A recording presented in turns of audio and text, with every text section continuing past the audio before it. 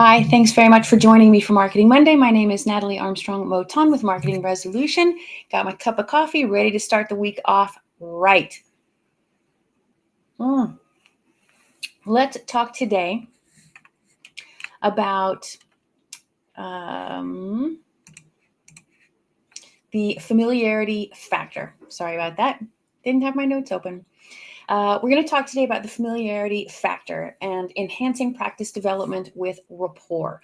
So in the realm of mediation and arbitration practice development, building rapport, I think, is essential for establishing trust with clients and prospective clients. So when we're considering your online marketing strategy, one of the top priorities should be how to build rapport through familiarity. And you'll recognize this concept because I'm sure you've seen it in other practitioners. If you're watching what other people are doing in this industry, then you know who does a really good job at this. And you want to kind of emulate that, not copy, emulate. The more frequently that clients and prospective clients encounter your mediation or arbitration practice, the more familiar and trustworthy, more professional you appear. So imagine driving through an unfamiliar town and you notice multiple branches of a local restaurant or a supermarket, etc.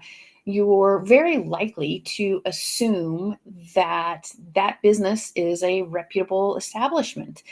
It's the same reason that, you'll see real estate agents take out billboards or bus benches. It's the same reason that during an election season, you'll see a candidate's poster and information over and over and over and over. It's called the priming effect.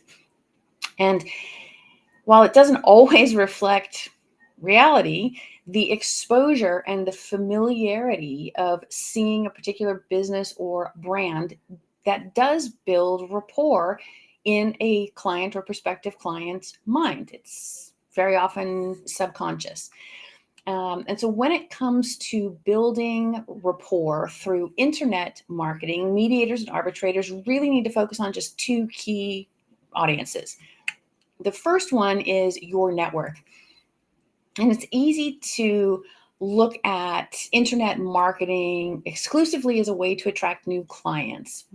But your existing clients, your colleagues, and your sources of referral also spend a lot of time online. So making sure that your internet marketing efforts keep you connected and familiar or top of mind with your network is really, really important. So for example, you might regularly share updates and insights relevant to dispute resolution on a professional networking site like LinkedIn. And by doing this, you maintain visibility among your professional peers, your clients, your prospective clients, all of this reinforcing your presence and your expertise. And then you also want to build rapport with prospects. And again, a robust online presence encompassing a professional website, active social media profiles, Google listings, video content, blogs, etc. All of these things make you more visible. And just like a real estate agent who takes out a billboard, this increased online visibility will help you build your brand and generate leads through this repeated exposure. Prospective clients are much more likely to choose a mediator or an arbitrator that they frequently encounter online. So this familiarity that I'm talking about fosters trust, and trust is why we get hired. So some practical steps for you now to build this rapport. And I think there's just three basic steps. One, an email newsletter. It's easy. It's on LinkedIn, for example. It's free. It's not at all difficult to do. It does take consistency. But sending out a regular email newsletter keeps you connected with your network. And you can include a professional photograph so that it helps your subscribers associate your face with your practice. You can share updates, insights, success stories, whatever you have that is related to mediation or arbitration. And the next one is blog or video content. Creating blog articles or video content addressing common issues in mediation or arbitration is a great kind of content. This not only enhances your online presence, but it also positions you as a thought leader in the resolution industry. You can also then repurpose that content that you've created in a blog or video content for your email newsletter, or versa versa. You can write the email newsletter first and then publish it on your blog and create a subsequent video, or however, in whatever order you'd like. And then, of course, there's social media engagement, the third of the three things that I think, are quickest to build rapport. And establishing and maintaining an active profile on social media platforms. For our industry, that's primarily LinkedIn. But this is where professionals and potential clients are most active. And again, sharing relevant content, engaging in discussions. Engagement is really important.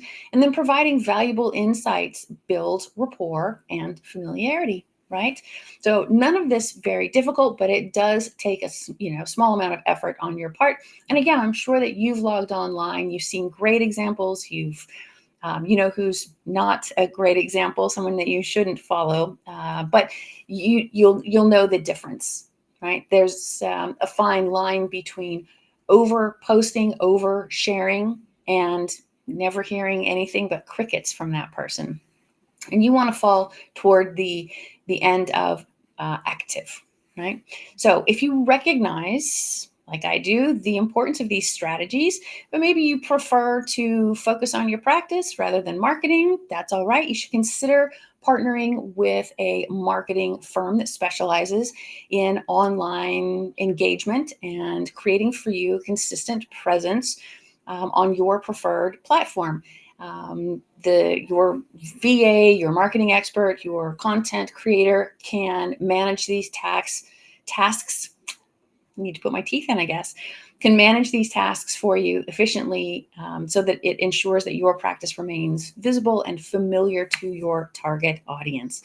Then, by prioritizing familiarity and having a consistent online engagement, you then can much more easily, much more quickly build a strong rapport with both your network and your potential clients, ultimately enhancing the necessary trust and credibility of your mediation and arbitration practice.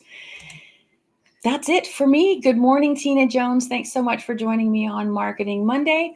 I hope that my little chat today with you about familiarity will help you in your practice development. Have a great week. Be good humans. Bye-bye.